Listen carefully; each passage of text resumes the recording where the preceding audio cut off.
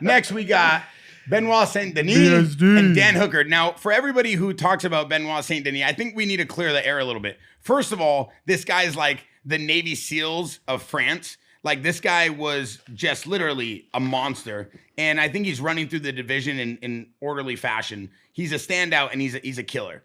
And then you have Dan Hooker, which I think is like the ultimate fan favorite. Yeah, I love Not Hooker. just because of his tattoos, but because the guy's got to be the grittiest dude in the game. He just likes to fight. 17-year pro career, a veteran in the game. He lost to Armin in November. He holds, the UFC lightweight record with 8 win bonuses. And he's known as an elite gatekeeper now at this point. And then you have like BSD, who's 100% finishing rate with his 4th straight stoppage. And he just mauled Hooker, and he's climbing the division. He's climbing the ranks. Hooker said he just wants to spoil people's title, he wants to spoil people's title dreams and runs now. That's like his new thing. And, I don't know what's going to happen or where he's going to be after this fight, but BSD really declared that he wants the undisputed lightweight title of the BMF belt next. And judging based off Armin and what's going on with the division, we'll see what's going on there. Before we even start, Khalil Roundtree, you see Dan Hooker at a bar, you see those tattoos. How scared are you? On a level of 1 to 10? Yeah. 1. Like, you're not getting scared if this guy walks in with no shirt on, you see all that? No, not at all. Not even with that samurai dragon tattoo on his back? Not at all. Nothing. Nothing. Okay. So that's not going to get him riled up at all? No. I'm telling you, if I saw this guy walk in the bar with the bleach hair, I'm not saying a single word to him. Well, it's because it's you. Well, you're not Khalil Roundtree. What about if you saw Dan Hooker at a bar with his shirt off, big samurai tattoo, and you showed up with Armin and Hamza? Oh, I'd say whatever I want. What do you mean? That's a dumb question. Don't ask dumb questions on the podcast. BSD fights like there's an Uber outside. Like, this guy just wants to get in there and get out. This guy is like the most surgical fighter in the game right now. Not surgical. I wouldn't call him surgical. No. What do you mean? No, not surgical. Surgical. He imposes his will. Should have a PhD. PJ, take his mic away. Take his mic away. Start us off with the fight. What did you see? He imposes his will, right? We all knew that Benoit wanted to get the fight to the ground, right? Like, we know that he's going to be stronger there. We know how he fights. He's not like a elite striker. He imposes his will. He comes forward. He gets a hold of you, and he outpowers you on the ground. I'm a massive Hooker fan. I love the way he fights. I like his style.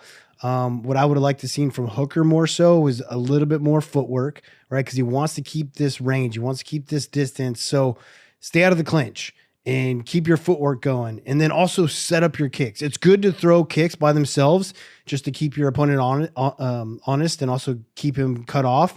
But also start setting your kicks up. Throw some punches before those kicks so that they land. He keeps throwing them just pop shot kicks, right? So throw 2 punches, throw a 1-2, and then that, especially in that open stance, he throws a 1-2 from orthodox, throws the kick right behind it. It would have a lot more higher percentage to land it to the head, into the body. Fake an overhand, throw the ball, because you fake the overhand, he's going to block with his hands upstairs, land the kick to the body, right? So much more that he could have done, but ultimately, like, try to stay back off the cage, use your footwork, and not let this fight go to the ground. Khalil, what did you see from this fight? All I saw was persistence from BSD. Yeah. I think that's really what won him this fight, is he just stuck to one thing. And that was just move forward and tangle up with this guy and try to take him down. In my opinion, it really exposed BSD. It made me actually think that, like, it should be a while before this guy gets a title fight. Oof. Because it just was not, although it was persistent. I mean, like, some of those shots were from like 3-4 feet away. The hands were just not good at all. They were kind of sloppy. And yeah, you're going up against a guy like Hooker who's tough, but I just think that it kind of exposed him, and I don't really think that he's ready to be talked about as like, this championship level fighter that we all saw.